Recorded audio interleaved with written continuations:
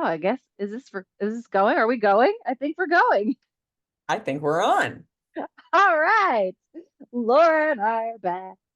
And as promised from last time, we wanted to dive into the word that we kept using last time, which was limitations. And of Yeah. course, it had to come up in my therapy session since our last podcast anyway. And Hmm. I think Laura was saying she had some thoughts on it too. So we're excited to dive into that. Oh yeah. Lots of worlds of limitations and how to find a balance, how to show up, who you need to be around it, even recognizing your own. I mean, I feel like we have a can of worms and I kind of want some popcorn. Let's do it. Oh, yeah. All right. So when you say different worlds of limitations, what does that mean?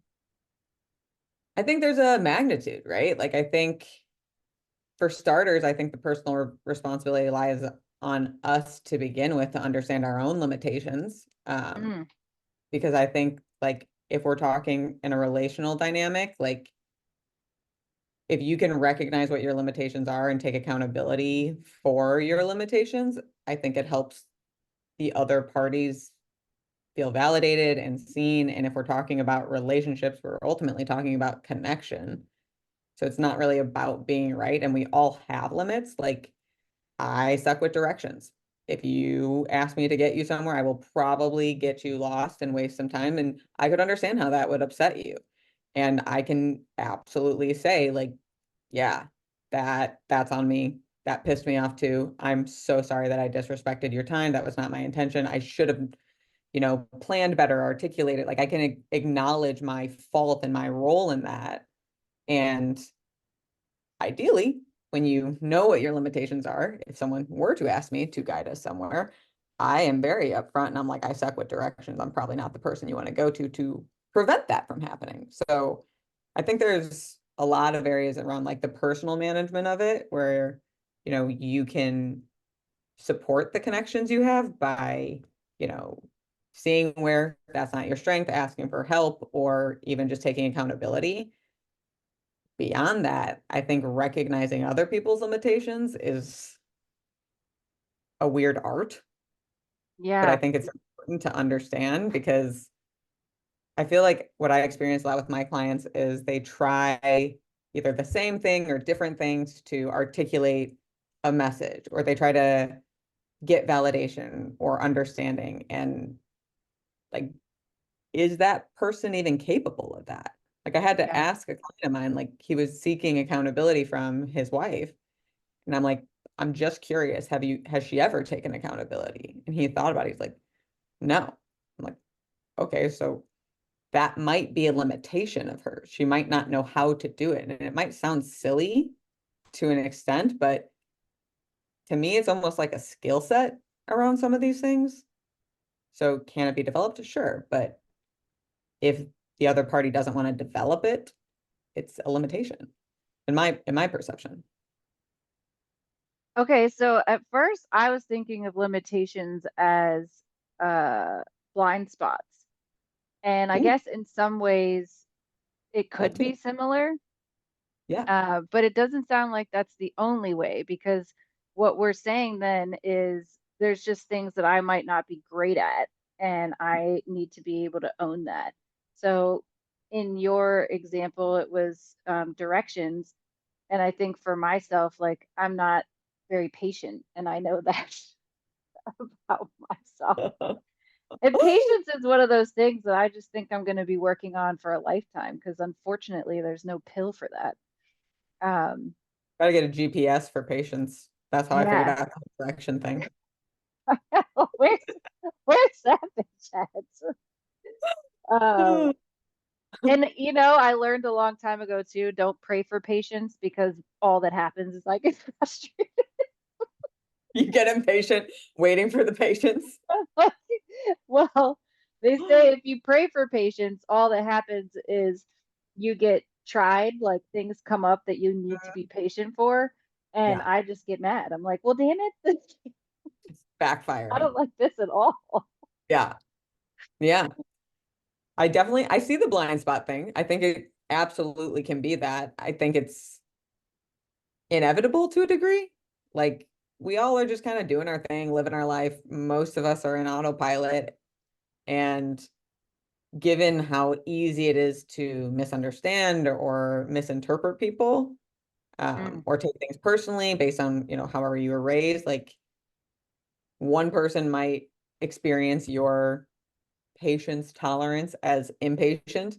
Another person might experience it as efficiency, mm, I you like know? that spin. I know I got you. I told you I'm your girl for a reason. Uh, but yeah, I mean, I would say like, okay, so one of my limitations Okay. besides directions is I have a hard time understanding how to communicate in a quote unquote softer way. Um, Mm, and I remember having a conversation with my dad about it. He was telling me, you're too direct sometimes. And I was like, do you want to know what I'm hearing? And he's like, yeah. I'm like, I'm hearing be more confusing. And I don't think that's what you're trying to tell me, but I literally don't understand what you mean I'm being too direct. Like, what's the right level of directness? Like, mm, I'm trying to be clear. And so when people receive me as being direct and I'm speaking, trying to be clear, how I understand it when someone tells me I'm too direct is I need to be more confusing, which yeah. doesn't make You sense know to what? me. There is truth in that, though. And I hate to say that because I know that's not really what we're talking about. But I want to say this because a client of mine this week was reading me an email that she sent at work. And I was like, oh my God, that listening to that email almost pisses me off because in order to have like corporate, like the way that Uh-huh. corporate prefers for you to talk is kind of vague and like, kind of like, it's unclear whose responsibility this is. Like, we need to get this done. And it's like, okay, are you doing it or am I? It requires more. And like that's why like I've learned that I've got enough feedback from people that I'm too direct. And now when I'm dealing with people, especially when I'm managing people, I tell them like this is feedback I get regularly, so I'm sure you will likely experience this. It's a blind spot for me.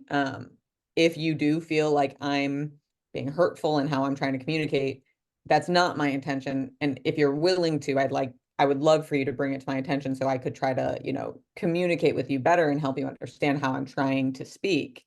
Um, but for me, like it's just me being me. So it's very hard. Like I don't understand how to be less direct Yeah. besides be more confusing, which just Yeah. makes me impatient. So I don't do Mm. it. I love this though. So I don't know that it's a blind spot. That sounds like it's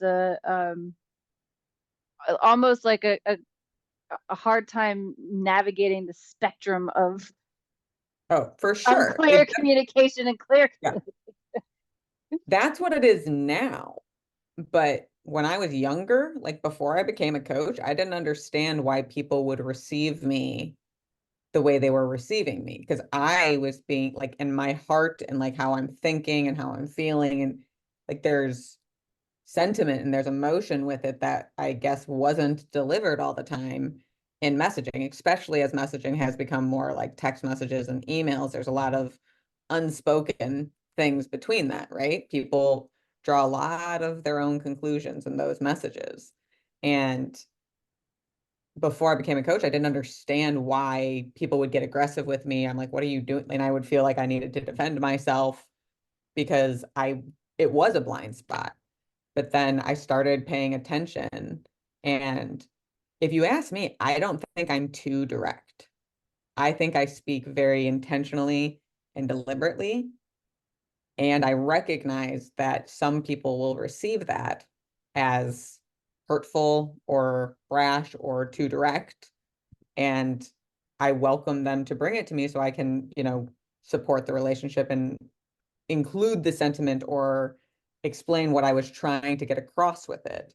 Like, I don't expect myself to be perfect in how I communicate with things, but if I don't have another party who's willing to bring that to me, then yeah, an argument will likely come or they're going to have feelings towards me. And, you can only do so much about that. But to kind of circle back, it was a blind spot until I like looked. Yeah. Well, okay, so first of all, I have 1,000 thoughts about that whole communication piece, but I'm not going to let myself get derailed. We can talk about that another time. Next episode, yeah. Um, yeah, next episode, 'cause Teaser. I'm getting all fired up over here. Um, but getting back to what we're talking about, when you were talking about your client whose wife never takes accountability, to Mhm. me, first of all, I look at that as a narcissistic trait because it's a very narcissistic thing to not take any responsibility ever. But you're right that some people never learn how. And that is an important skill that hopefully we can instill in our children. Yeah. Um, but so this brings me to a question I wanted to ask about limitations. So if we recognize that someone has a limitation, where do we draw the boundary? Because I want to be understanding, I want to be empathetic, I want to try to meet people where they're at. But at the same time, there are certain things like not being able to take accountability that I personally know I can't tolerate. Mm. Like not long Yeah. term anyways. Like that's going to be really hard for me to swallow long term. So I think it's a good question. I can say that, I think it's not a one-sided answer in my opinion. Like I think where It was that a line, trick question. you sneaky little, um, I think it's a line you have to navigate for yourself. But I think where it's most challenging is like in familial dynamics, because it's not really a quote unquote choice. It's more like they're in my family and I enjoy maybe 50% of my family or hopefully more, but that person still is there. I think it's about the bigger picture. So, I mean, how I encourage my clients to recognize boundaries is like the definition I like is the space between where I can feel connected to myself and you at the same time. So when you Mm, have someone who can't take accountability, let's just use that because that's our example right now. And you're at a familial thing and something happens and they are not taking accountability, I think it's important to recognize like where are you in that situation? Like do you feel the need to be validated? Why do you need that accountability? And if you know they can't and they don't have that skill and you recognize you're not really feeling connected to yourself, I tell people like go take some space and like validate yourself. Like go to a mirror and be like, that's not okay. I understand this person doesn't have that skill. It doesn't make it okay. These are my feelings. These feelings are very justified. And I understand why. If someone else told me this story, I would absolutely understand why they'd be upset by this. And like, I think that part is important to like get that validation since you're not going to get it from the other person. And then I think what works for me in those situations is choosing how much I want to let it affect me and choosing where I direct my power. Like, there's someone in my life who, can't take accountability. And we had an altercation and I yelled at them. And although they crossed my boundary first, that doesn't make me proud that I snapped or yelled at them. oh yeah, And I'm never proud when I snap or yell. I right. hate getting angry. There's like an anger hangover. It's just Yeah. shitty. You feel so bad, you feel guilty, and like it's just you realize you're out of alignment with who you want to be, right? Yeah. For me, yeah. I think some Same. people might like the Just fact that they're aggressive. just for us, clarify. Yeah. Um, and then like I took my space, I calmed down, but I had the hangover, right? And Yeah. I know this person won't take accountability. Never has been able to. So to me, it was who do I want to be in that moment? Like, what do I need to feel okay with who I am? And like we said, like I was feeling out of alignment with who I wanted to be because this person crossed my boundary and I got dysregulated. Human, it's going to happen. That's fine. I'll show myself compassion for it. But what I was thinking about is like, how do I want to remember this moment and how would I be proud of myself and how I handled it? And so I went and I told this person, like, that's not okay.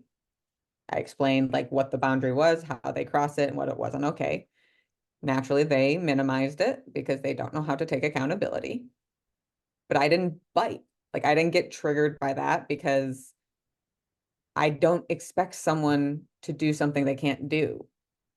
So I never went into the conversation expecting to be validated or expecting them to take accountability, but I wanted to be proud of how I handled it. And for me, that meant clarifying the boundary, standing true in it, and like knowing it's not okay, whether they accept that or not, that's not my responsibility. And then I apologized.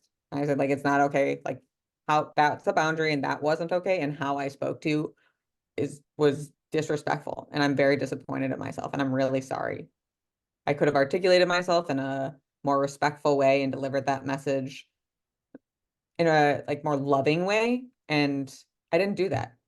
And I'm not mad at you for, crossing my boundary, but I also want you to know that I'm sorry that I hurt you and that I yelled at you. And this person did not have a great comment back. Um, but I wasn't doing any aspect of that for them.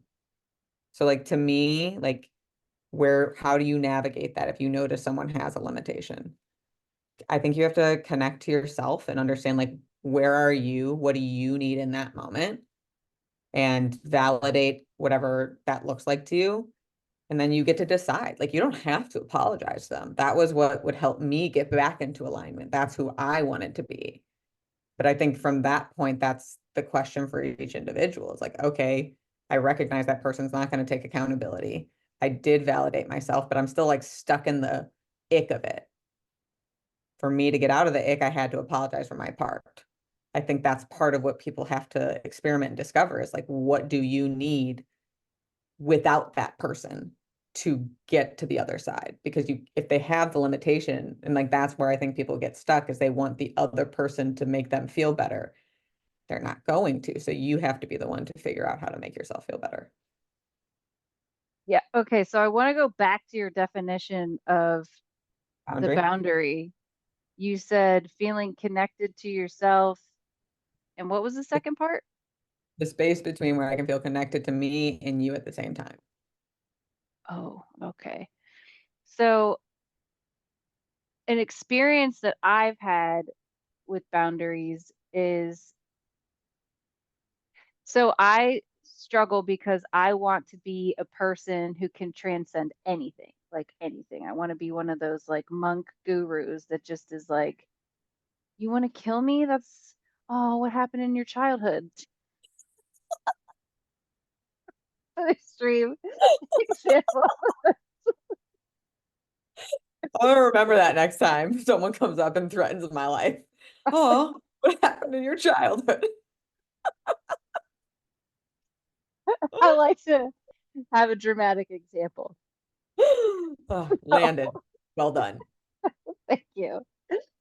So, um, so I think that for years, the way that I interpreted that or the way that I handled that goal, it was just like repeatedly allowing people to cross boundaries with me and Mm. not standing up for myself really.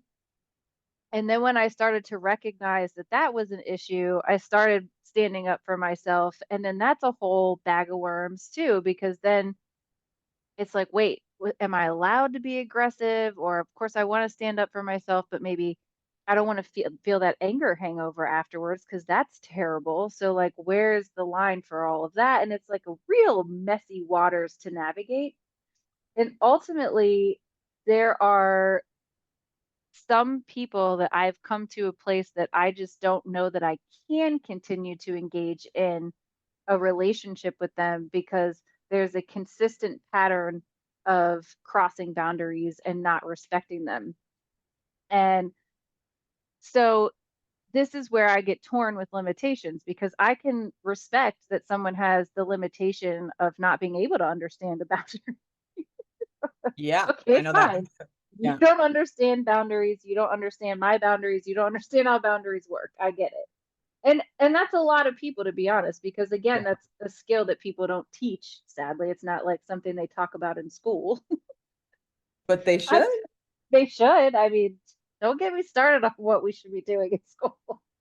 2 episodes from now. 2 episodes from now. So, I can understand that that's a thing for people, but then do what would you tell someone in that situation? Do you continue to try to find a way to navigate that relationship, or do you say this is clearly not one that's going to work? I think that, it's again, like it's very personal. To me, my first question would be like, well, what's your goal? Like if having a boundary with that person means disconnecting from a lot of people that you also love, then I don't know if I would advise that because belonging is really important. Mm, Um, so I think like the long-term goal matters in that aspect, but if the long-term goal is just to like take care of yourself, let's say, and ideally be able to connect with the people that, you grew up with or whoever it is. Um, if you recognize that, they keep crossing the boundary, like I would encourage them to recognize like when is it going to be enough for you? Like if you're mhm, taking because I do think an important aspect of boundaries is understanding like you set a boundary when you're losing connection from yourself because of the other person's limitations and how you're trying to adapt to their limitations. So like that's how to know when to set a boundary. But I think what gets often beautiful. misunderstood with boundaries is if you cross the line that is clearly previously communicated, this is the action I will take, not asking them not to do something. That's a request, not a boundary. And I think that's where a lot of people get really muddy in the like, what's a boundary, what's not a boundary. And that's where people get frustrated. So it's like, if you please don't talk about this, and then you get pissed off that they talk about that, well, that's a request. If you say, please don't talk about this, if you do, I'm going to hang up or I'm going to leave, and they talk about it, okay, I'm going to leave or I'm going to hang up. And like, if they're upset, they're allowed to be upset by it. But like, that's the difference of like request and boundary to me. So to me, because you're so right, so many people misunderstand it. I think understanding when to set them and the objective is a action you will take to protect the connection you have to yourself. If that's still happening, right, and that person is still crossing the boundaries despite you taking the action, I've gone where I don't talk to people because of that, because I've tried setting the boundary, I've tried leaving, and they keep doing it, and like it wasn't making me feel safe. And I started to notice, like, this was really where I made the no contact decision, that going into experiences with these people, I started to anticipate and I would feel like my body get really tense and I kind of like shut down a little bit. So, like, once it started to affect my physiology, that's when I knew like I really had to do the hard thing. But if I'm being very honest with you, I kind of wish I would have done it sooner. I don't want to like let myself suffer that much for everybody else, but it's muddy waters. It's messy. You got to kind of discover it Yeah. for yourself, you know? Yeah. I like that line of the physical boundary, and I also like the distinction between the request and the boundary. Like the boundary is what I'm going to do, and the request is what I would prefer that you do. Right, right. Like, do you know who Dr. Becky is? I don't know. She wrote the That's book. a. I'm normally really good with just a first name, but this one, How do you not know? She wrote the book Good Inside, and she does a great example of boundaries, like with her kids. Like if they get in an elevator and her kid does, Christmas lights on all the buttons and they keep doing it. A request is going in the elevator and saying, please don't hit all the buttons. A boundary is when we get in the elevator, I'm going to stand between you and the buttons because you're not like you're not going to hit them. Like you're going to be the physical boundary, pretty much, is the example she gives. And like that's the key difference. So I think that's the hardest part for most people because again, belonging is really important, right? yeah, And like whether we yeah, want to acknowledge this or not, I think on the other side of boundaries is the fear of losing love or belonging. And that's why people struggle to implement or enact the action part because they're afraid of losing that love and belonging, which been there, cried hours because I didn't want to lose it. And then when the physiology kicked in, I was like, I've already lost it in myself. So Yeah. missed that sign and I redirected. I'm very attuned to my body's response to things, and I think a lot of people aren't. And, Dr. Becky, Bessel van der Kolk says, the body is basically the key body to keeps score. everything. Yeah. Yeah. So, uh, but it's interesting that you kind of brought that into it, like paying attention to what's going on with your body, because I remember explaining to a friend once that, like, th- sometimes for no reason, I'll just feel like, I don't really want anything to do with that. And I think that's an important thing to pay attention to. Yep. And I Yep. and in the conversation that we're having about consistently crossing a boundary, I know that in the example of what I'm thinking about in my personal life, it got to a point where every single time I was around this person, it was just like a whole wall went up and I was not myself. I appeared to be miserable all the Mhm. time, even though I'm not.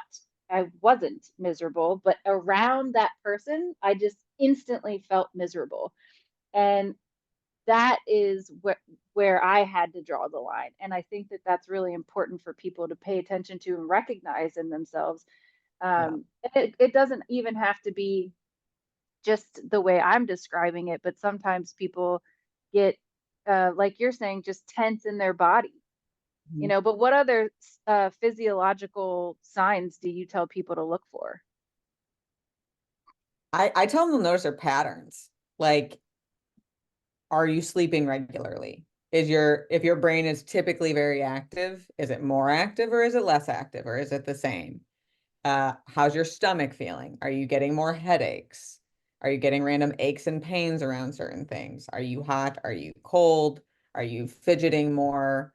Can you keep eye contact with things? Like just kind of like we think about the ability to connect, right? Like connection is, I mean, not to nerd out for a second, but it's like a nervous system state of being safe. Like you're not in fight and flight when you're connected, you're in the parasympathetic nervous system, right? So like in that instance, the blood flow is going to be like in your core, not in like your limbs. So recognizing hot and cold is going to tell you where the blood flow is. If you can keep like your eyes focused on something, it means you're technically probably feeling safer. If you are fidgeting versus being able to sit still, like if you're interested in a movie and you're connected to the movie, you're not so much like tapping around, you're like enthralled in it, right? That's connecting to that moment of the movie, and they're really freaking good at capturing your attention. Um, so I tell people to look for patterns and like notice where they're feeling different. But that's like whenever I start the conversation of boundaries, I'm like, let's get clear. This is going to take a minute. And it starts with you learning how to feel connected to you. Because Yeah. otherwise you're going to fumble. Like it's messy regardless of how you do it. If you do it without understanding how you feel connected to you, it's messy in a shit can. Yeah. Well, I was thinking too, when you said, oh, what did you say? You said something about, oh, saying sorry was what you needed to do to feel back in alignment with you, I think is the way you worded it. And uh, I think that's how I was thinking about being connected to yourself, is this in alignment with me and my value system? Um, but there's all these other things too. Like I think just in some of the examples that you gave, like I'm always cold and I'm always Which like that's why it matters on your pattern. Like my hands yeah, are always cold too. So that's not unless they start to get warm, then I'm like, what's happening? Why are my hands warm? Like that's yeah, weird. Right. yeah. So it's like When noticing the I difference in your body. Good when I call. get really mad, sometimes I get dizzy, which is kind of funny. Like I'm like, that is such a weird response. Like, what is that gonna do for me? Like, thanks, body, for that Yeah. response. Now I'm super mad. I'm gonna pass out. That's cool. Yeah. It's what is that? Fawning? No, it's gotta be freezing. Anyhow, I won't nerd out. But yes, like that's a good point of we can give all the examples of like what maybe to look out for, but I think it's knowing your own body and like what its norms are. So Yeah. you recognize when things are a little different. Yeah, for sure. So it is kind of a long road then, because first you have to get to know yourself to pay attention to yourself. Then you Yeah, have to change up the way you're setting your boundary. Instead of just asking for something, you're going to say what you're going to do for something. right. And then you ask yourself, is disconnecting from this person going to hurt my sense of belonging with other people that I care about? And I think that's a really good consideration to bring in to the picture too. Yeah. I mean, for what it's worth, like we're talking about limitations and ultimately like the way to protect yourself from limitations is boundaries in a lot of ways, right? Like that's how we got here. Yeah. And for those who might be struggling in the same type of situation of like, I think recognizing it's a limitation is actually the first step because it speaks to capability. Like if you Yeah. can speak German, you can speak German. If you can't speak German, you can't speak German. Like if you can't take accountability, you can't take accountability. I'm not going to expect you to speak German to me because you don't do it. I'm not going to expect you to take accountability because you don't do it. I'm not going to expect you to respect my boundaries because you've never shown me you can, right? Mhm. Like Yeah. letting your behavior demonstrate safety, right? So then you're not just looking for patterns in yourself, you're looking for patterns in other people. My God, this Yeah. is so autistic right now. Yeah, I know, but here's how I think of it because this already stresses me out. Like, oh my God, I lost the steps in my brain. Feel like that's my answer to so many things of this is like you recognize the walls go up, right? Yeah. I noticed myself getting angry around this person. I noticed then my body started to like close off, right? So my body wasn't in its like happy, abundant, free-flowing space. And I noticed feeling different, feeling uncomfortable, feeling anxious, or whatever it was. And I've, thanks to Inside Out and many other things, I've learned to recognize my emotions as like they have a message from my body, but my brain just doesn't know what it is yet. So I have to like be like, okay, why am I feeling uncomfortable right now? And it's like, well, this person like did this and then they won't ever say they're sorry for it. I'm like, okay. And then I just get curious. Like, is that something that's happened a lot to me with that person? And if the answer is yes, I'm like, have they ever done the opposite? And that's typically how I start to notice limitations is I let my body tell me when things are safe and when it's not, because our body's really good at getting our attention when we're not in a okay state. And so that way it doesn't have to be so stressful and analytical, which like that some people are very analytical. That's not me. So like it works for me to not have to think through all the steps, but just allow my body to kind of let me know when I'm not okay and just be curious why, you Hmm, know? that's a good strategy. I mean, you mentioned it earlier as far as validating yourself is concerned, and then you said something about showing yourself compassion. So it's clear that you're checking in with yourself a lot. You're having a lot of internal dialogue with yourself. Only only when my body tells me something's up.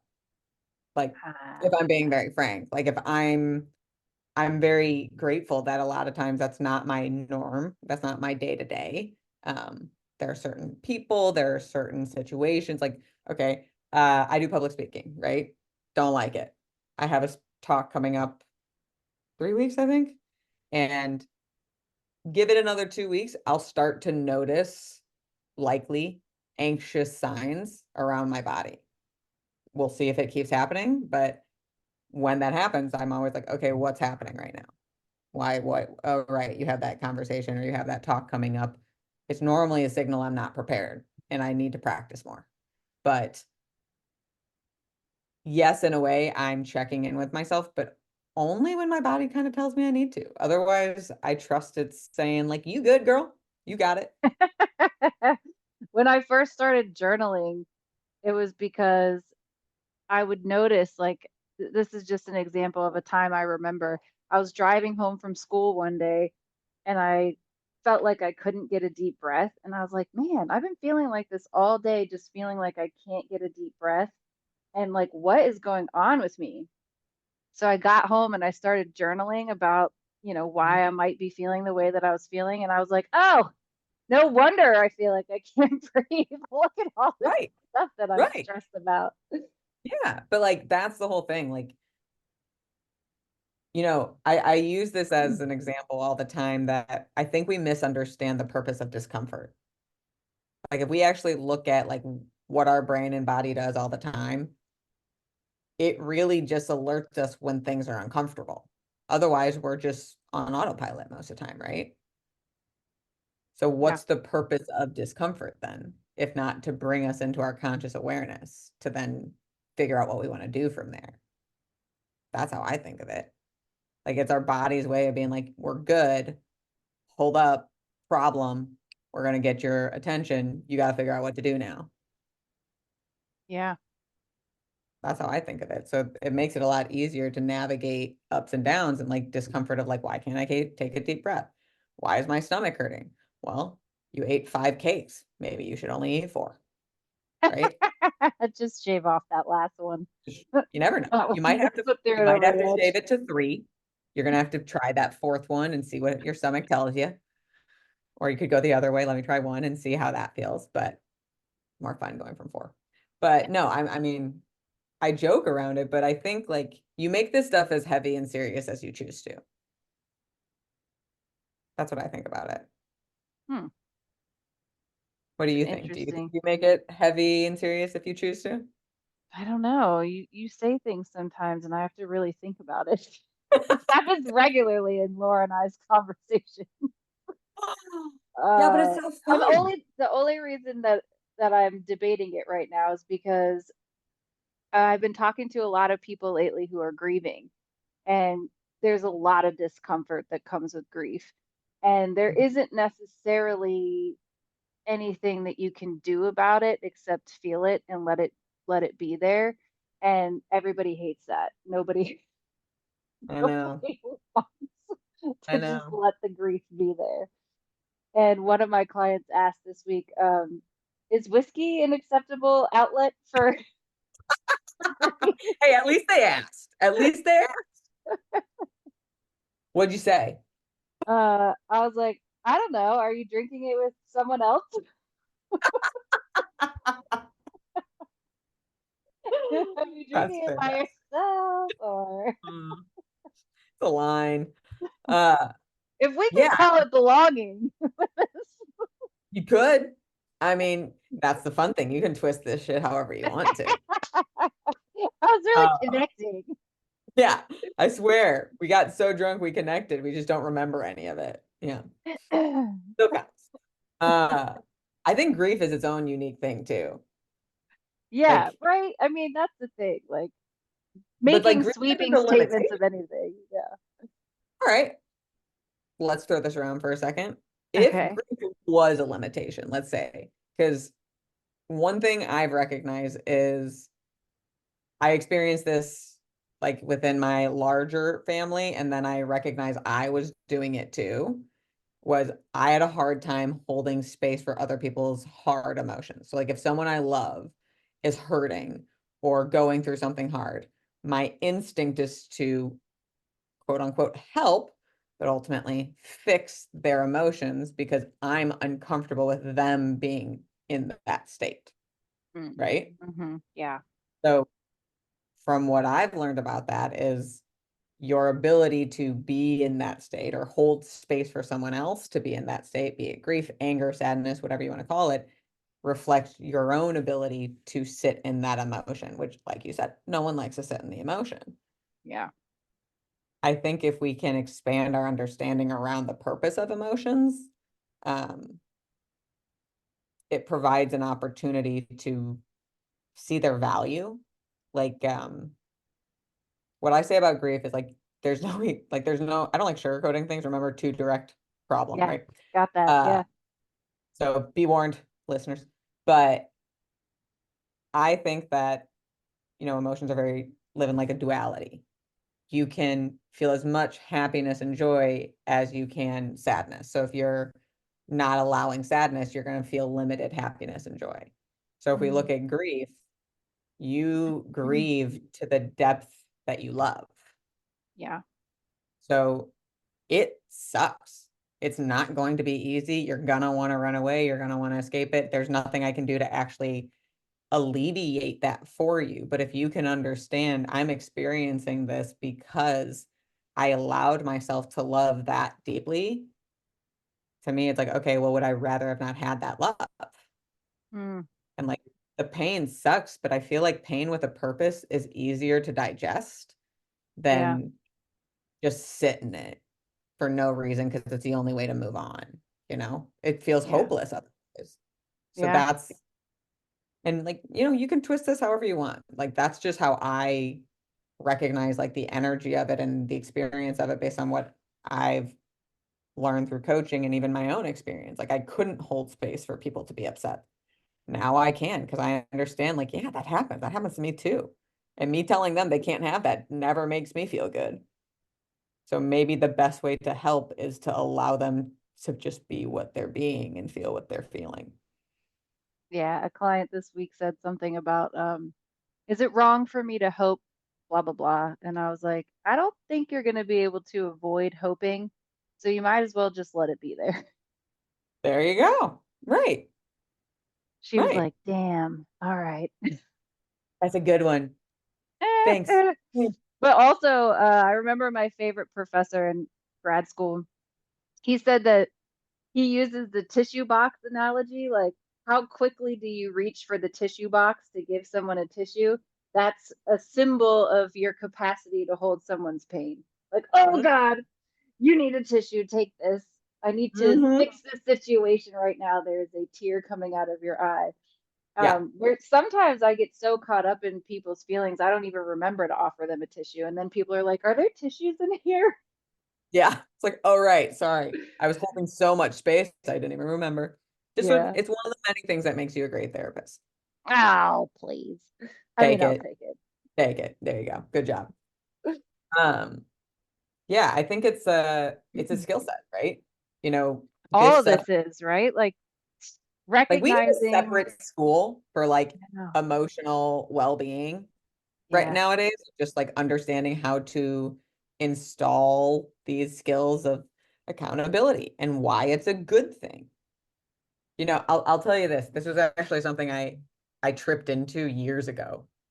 Uh, there's someone in my life who doesn't talk to other people in my life, mm, and they only talk to me. So like I you're the wasn't middleman. involved in a weird way. So like Yeah.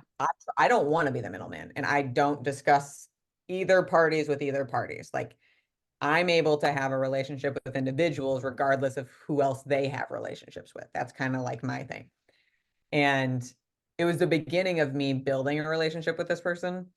And I asked them a question. Again, don't know boundaries and limits all the time unless they're told to me, um, about like what their travel schedule was and if I was going to see them. And apparently that triggered them because what I noticed was a pattern. They stopped talking to me. And so 24 hours later, I was like, so I noticed you never responded. Did I cross a line here by asking this? Because to me, it was a simple question. Are you coming in for Christmas? But apparently that triggered someone. So like, I don't know. And the response back was very aggressive, very negative. Like, you're never going to be part of our family. You're never going to understand, uh, all this stuff. And I was like, you're right. I can't understand if you're not going to tell me. I can't understand where lines are and how to communicate with you if you're not going to help me understand what that line is. So I had no idea of knowing asking, are you going to come home for Christmas was going to make you go into a salesman. I've asked a lot of people that and they were all fine. So like that doesn't mean anything about you, but you can't assume I'm going to know that line if you don't communicate that line with me.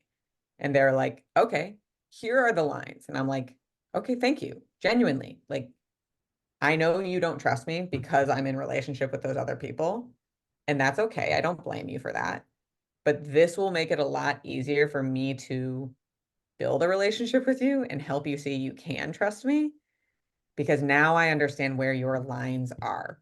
And as the years have gone on and I've respected those lines, we've gotten closer. And like Aw. she does trust me now.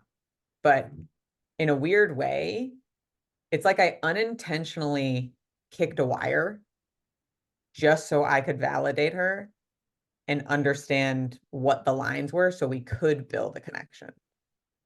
So I say that because, people tend to be resistant to conflict. And don't Oh get me wrong, yeah. it's not my preference, but I don't always think it's bad. I think there's an opportunity to repair and connect in a stronger way. So I think it just depends on like how you're going to be connected to you, the purpose of that being connected to the other person, and like what their limitations are and what that value is, and learning to navigate it as like who you want to be. And that will be messy, you know? Ugh, this is where so many of my clients are like, I want things to be black and white. And I hear ya, Yep. everyone. But Yep. Yep. damn near nothing is black and white. And it's so gray and it's so muddy. And it's such an art form, as you said. I don't remember what you were talking about, but you said there's an art to it.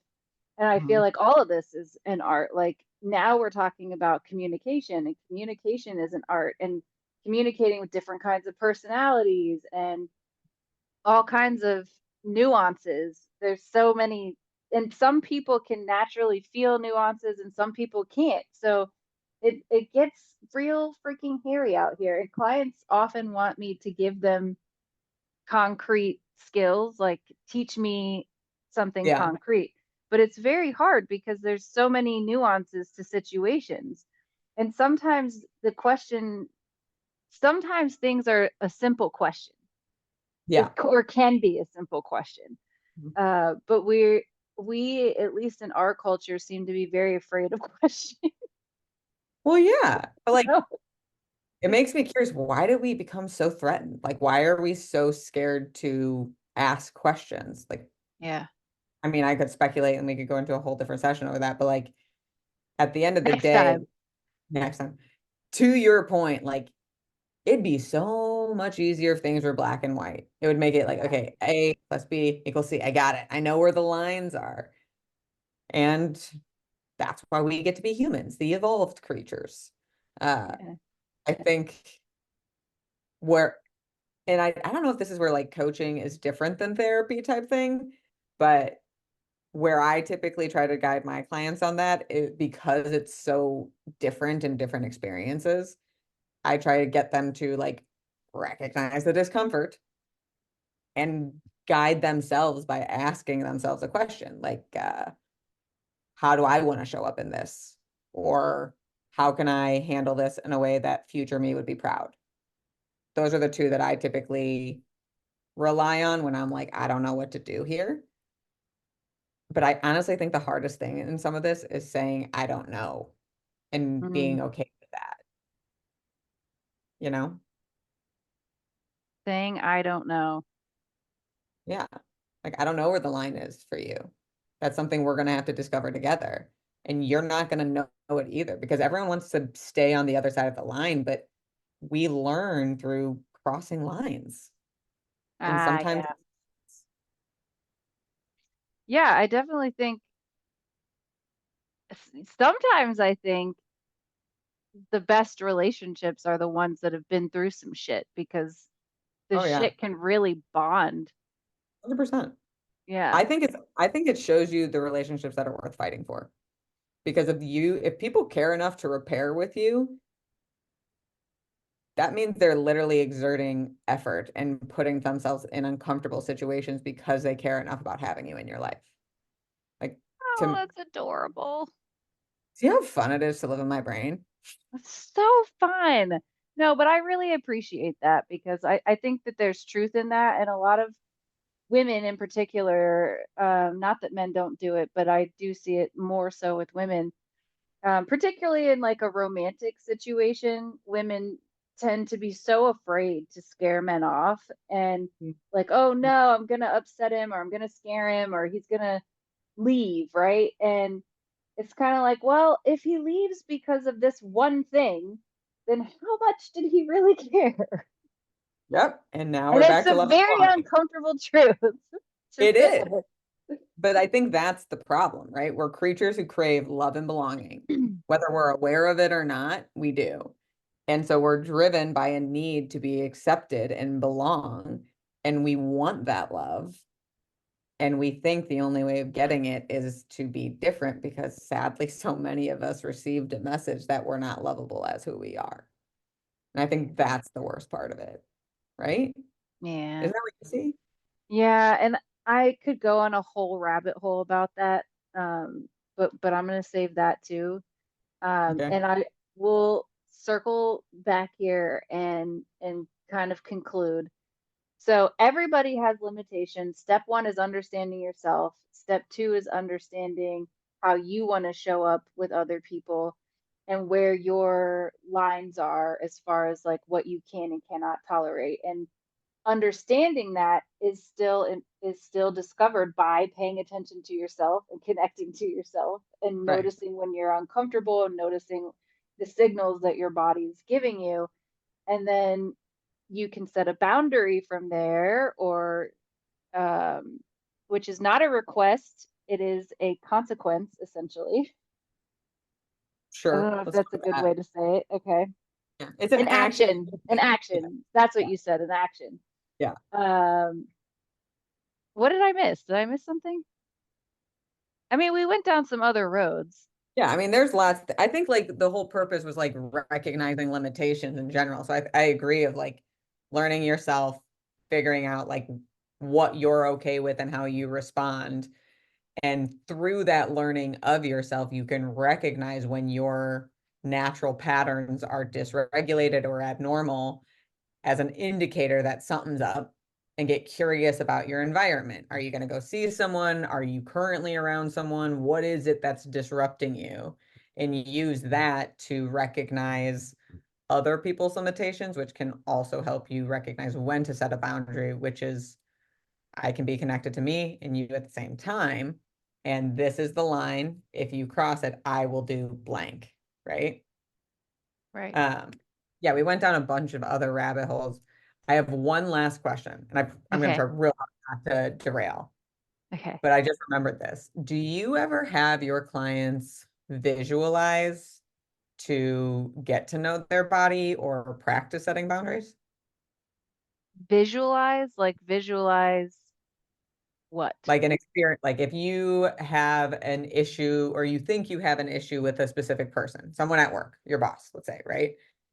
Would you have them like visualize going into work? What do you notice in your body? Where's your brain going? Like what's happening to you when you think about going into that place to like build their awareness of their connection? No, I don't. I haven't asked people to do that, but people will tell me, oh, just thinking about that, I'm getting anxious, or just So thinking about that, that's I'm getting upset. Yeah. that's something I've started to do a lot more of. I encourage for a while, and then once I see someone kind of needs it, I suggest strongly. Um, but what I've noticed is that's the least messy way to understand where those lines are because you're doing it all in your mind. But if you actually think about it and connect to it, your body will still respond to it. Like that's what would happen to me. And that's I, how I like started to recognize it. okay, I'll tell you one of my favorite stories about that. So I Okay. had this client. Um, I hadn't actually seen him. He came in with his wife on occasion, and then I hadn't seen either one of them for a while, and then he came back by himself. And I'm like, okay, so what's going on? Why are you coming back? And he starts telling me about all this stuff that happened at work. And while he's telling me about it, he starts dry heaving. And I was like, oh my God, like, Wow. you have to listen to your body. Like, do you see what's happening in your body right now? Yeah, exactly. Like It that's a was so like overt, and normally it's not that overt that you can right. just see it like that. Yeah. But that was one of That my favorites. that's definitely an intense reaction. But to that point, like even what you were saying when you were journaling and you were trying to understand why you couldn't take a deep breath, like you started to notice the signals, like in a weird way, like putting your brain back in the scenario is a way of increasing your brain's awareness of these things so that you can have more, authority in your mind to navigate the challenges in real life. So we didn't talk I on like that, but I that. do think it's valuable. So I did want Yeah, to for sure. That's a sprinkle it little up. tidbit that people can do for free at home. Yeah, I Yeah. love it. All about So it. All right, kids. Hopefully you that's, guys yeah. got some good stuff here. Yeah. And obviously Laura and I just discovered like 5 new topics for next Yeah. week. Get ready. I don't know if we're doing communication or what schools need next, but we're going to keep you on your toes. We can definitely tell you. All right. Thanks for listening, and we'll see you next time.